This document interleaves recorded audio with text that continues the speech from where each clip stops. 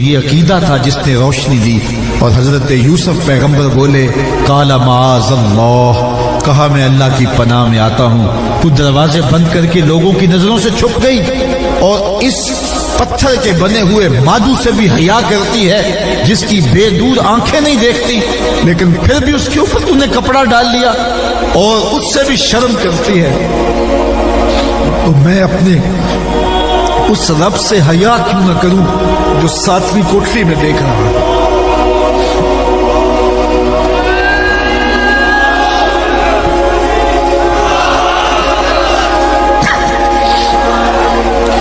تو کہا کہ جب تو اس سے بھی حیا کرتی ہے، میری بات کی طرف توجہ کیجئے.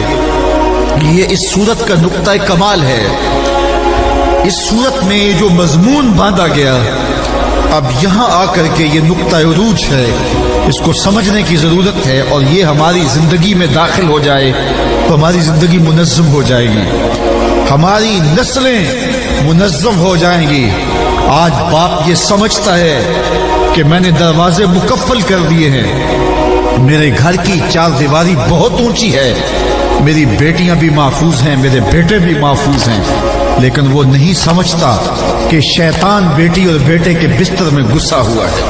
یہ سوشل میڈیا کی قیامت نے زندگی کے تقدس کو چھین لیا ہے اور بند کمرے کے اندر آنکھوں کا حیا رخصت ہو گیا، آنکھوں کی شرم اڑ گئی. حضرت یوسف علیہ السلام کا عمل دیکھیے. جب ساتوں دروازے مکفل ہو گئے اور بت کے اوپر بھی زلیخا پردہ ڈال کر کے بولتی ہے تلک یوسف اب تو آ جاؤ نا، اب تو کوئی نہیں دیکھ رہا. تو جناب یوسف بولتے ہیں قال معاذ اللہ، کہا میں اللہ کی پناہ میں آتا ہوں. تو لوگوں کی نظروں سے چھپ گئی نا دروازے بند کر کے، اور اس بے نور آنکھیں رکھنے والے اس مٹی یا پتھر کے مادو کے اوپر بھی تو نے کھیس ڈال لیا تاکہ مجھے اس سے بھی حیا آتی ہے. کہا تو چھپ گئی ہے، میں اس خدا سے کیسے چھپوں جو ساتویں کوٹڑی میں بھی دیکھ رہا ہے. پھر اتنی روشنیاں برسی، اتنے اجالے برسے کہ گناہ کا تصور بھی محال ہو گیا. جب یہ یقین بندے کی روح میں اتر جاتا ہے کہ میرا مالک مجھے دیکھ رہا ہے، تو پھر ساتویں کوٹڑی میں بھی جرم نہیں ہوتے.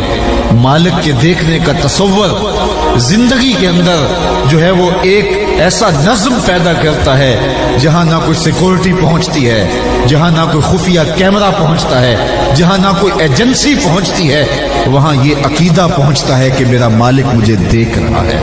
امام یافعی نے روض الریاحین کے اندر لکھا، ایک نوجوان بڑا خوبصورت تھا اور کپڑے کی دکان پہ کام کرتا تھا. ایک خاتون آئی اور اس پر فریفتہ ہو گئی. نوجوان تھا بھی بڑا خوبصورت اور عنفوان شباب بھی تھا، اور پھر وہ صرف خوبصورت ہی نہیں تھا، خوبصیرت بھی تھا.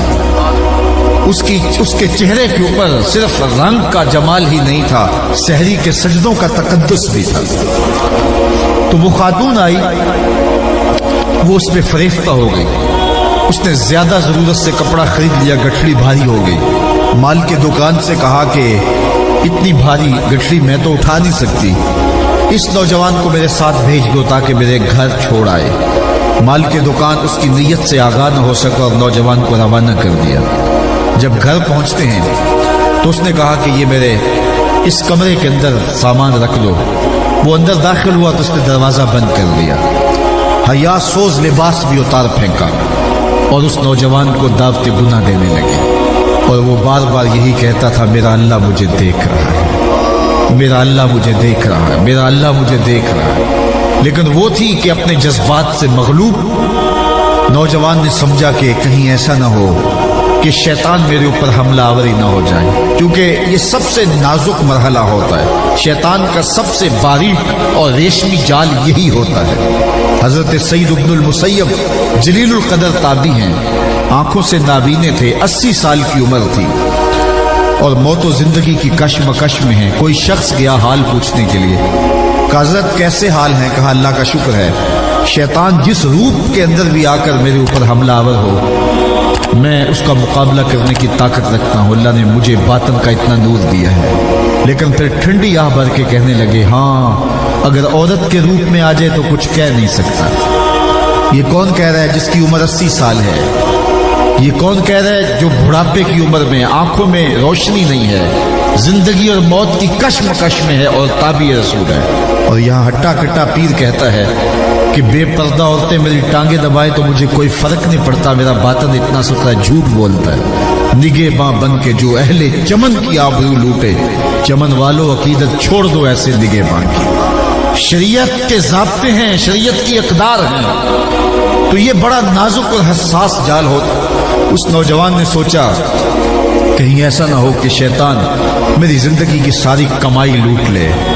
یار گھر بناتے بناتے زندگیاں گزر جاتی ہیں اور ڈاکو آتے ہیں 2 منٹ میں صفایا کر دیتے ہیں۔ زندگی کے تقدس کو قائم کرتے کرتے کتنے تقوی، کتنی احتیاطیں، کتنی نظروں کی حیائیں اور کتنے مراحل سے گزرنا پڑتا ہے، اور جب جوانی لٹتی ہے تو 2 گھڑیاں بھی نہیں لگتی۔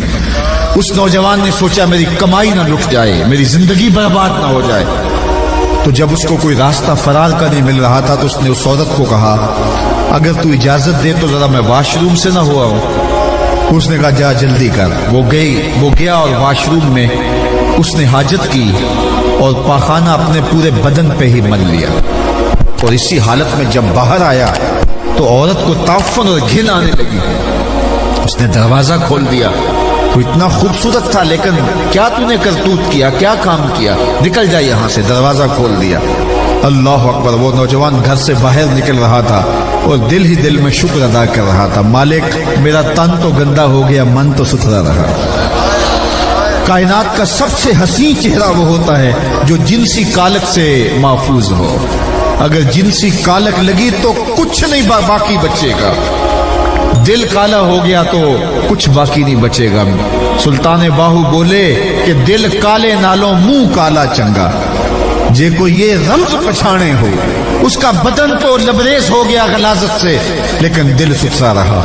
یافی علیہ رحمہ فرماتے ہیں کہ باہر جا کے اس نے ایک چشمے پہ غسل کیا، پھر جب تک زندہ رہا اس کے بدن سے مشک و عنبر کی خوشبو آیا کرتی تھی، اور جب فوت ہو گیا لوگوں نے دفن کر دیا، یہ خوشبو اس کی قبر کی مٹی سے بھی آیا کرتی۔